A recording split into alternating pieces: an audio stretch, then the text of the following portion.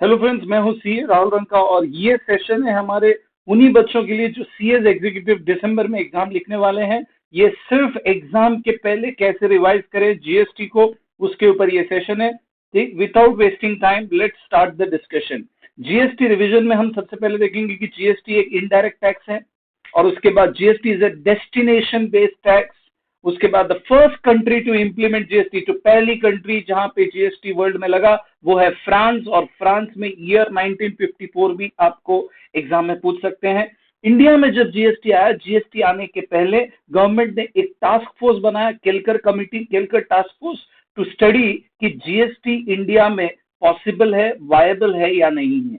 उसके बाद जीएसटी को इंप्लीमेंट करने के लिए कॉन्स्टिट्यूशन में आर्टिकल 246 ए का जो है प्रोविजन क्रिएट किया गया। Article 246 A enables GST implementation in India, और ये सब हुआ constitution 101 amendment act, constitution 101 amendment act. तो यहां से आपको क्वेश्चंस आ सकते हैं। GST indirect tax, destination based tax है। पहली कंट्री फ्रांस 1954 में, Kelkar task force committee India में, आर्टिकल 246 ए, और उसके बाद कॉन्स्टिट्यूशन 101 अमेंडमेंट एक्ट, और उसके बाद जीएसटी। ये सब होने के बाद इंडिया में लाया गया, इम्प्लीमेंटेड फ्रॉम 1 जुलाई 2017, 1 जुलाई 2017 को, और इसी को हम जीएसटी डे के नाम से सेलिब्रेट भी करते हैं। First state to ratify GST bill, GST India में लाने के लिए सबसे पहले स्टेट ने जो सहमति दी है वो है आसाम ने, but the first state to pass और इम्प्लीमेंट जीएसटी इम्प्लीमेंटेशन स्टार्ट हो गया, तेलंगाना में पहला स्टेट है। और उसके बाद ड्यूअल मॉडल है इंडिया में, जैसे ब्राजील और कनाडा में होता है। ब्राजील का जो जीएसटी है और इंडिया का जीएसटी है दोनों सेम है, लगभग वैसा ही कुछ है कनाडा के अंदर भी।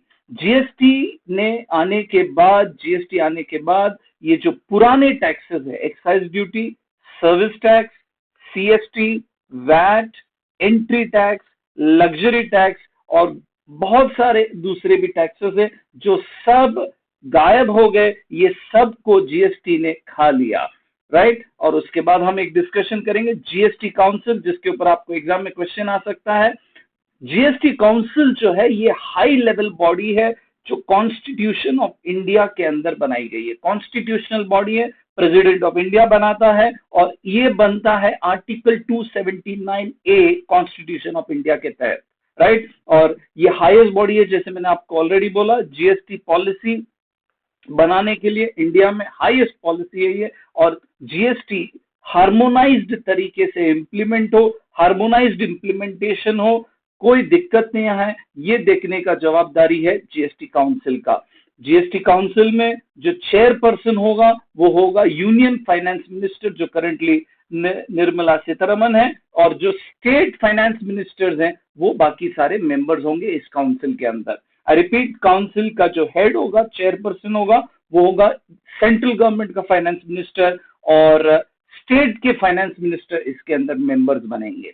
कोई भी जीएसटी काउंसिल मीटिंग के लिए कोरम होगा 50%, मतलब आधा, और रेजोल्यूशन पास करने के लिए, कोई भी डिसीजन लेने के लिए 75%, दैट इज 3/4 मेजोरिटी का जरूरत है, राइट। और उसके बाद कुछ स्पेशल प्रोडक्ट्स के बारे में, टोबैको जो है पहले एक टैक्स हुआ करता था, सेंट्रल एक्साइज ड्यूटी जो पुराना टैक्स था वो आज भी टोबैको के ऊपर लगता है, मैन्युफैक्चरिंग में।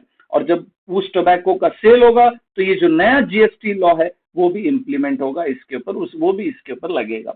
और दूसरी इंपॉर्टेंट बात यहाँ पे पेट्रोलियम प्रोडक्ट्स, जिसको मैं बोलता हूँ P5, पेट्रोलियम प्रोडक्ट P5, जिसमें आता है crude, diesel, motor spirit, petrol, natural gas, ETF, aviation turbine fuel, right. ये जो 5 चीजें हैं, क्रूड, डीजल, मोटर स्पिरिट या पेट्रोल बोलो, या नेचुरल गैस, और एटीएफ जो एरोप्लेन में फ्यूल लगता है, ये 5 के ऊपर जो है जीएसटी लगेगा।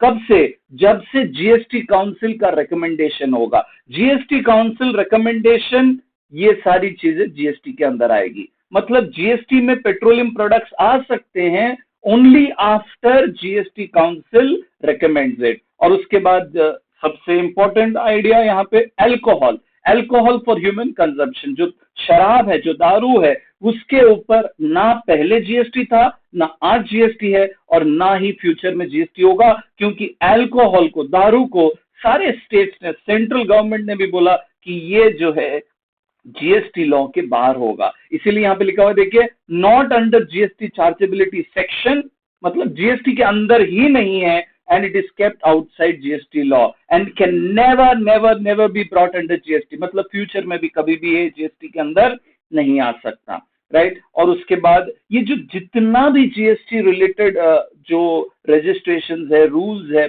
और जो फाइलिंग्स है, इस सब के लिए एक कॉमन पोर्टल बनाया गया है, कॉमन जीएसटी इलेक्ट्रॉनिक पोर्टल, जिसका नाम है gst.gov.in। इस वेबसाइट को मेंटेन करने के लिए एक सेक्शन 8 कंपनी बनाई गई है, नॉन प्रॉफिट कंपनी बनाई गई है, जिसका नाम है goods and service tax network. तो यहां से ये जो है इंट्रोडक्टरी पार्ट है जीएसटी का, और यहां से डेफिनेटली आपको 1, 2 या 3 क्वेश्चंस आपको एग्जाम में डेफिनेटली दिख सकते हैं। इसी शॉर्ट वीडियो से आपको 3 मार्क्स का फायदा होगा। अगर आपको ये वीडियो पसंद आया है तो जरूर इस वीडियो को लाइक करेंगे, क्योंकि आपके लाइकिंग के ऊपर ही मेरा नेक्स्ट वीडियो बनेगा। अगर मुझे लगता है कि स्टूडेंट कम्युनिटी इस वीडियो को पसंद कर रही है, तो मैं इसके नेक्स्ट सीरीज के लेक्चर्स भी लेके आऊंगा। Thank you so much. Signing off, this is CA Rahul Ranka.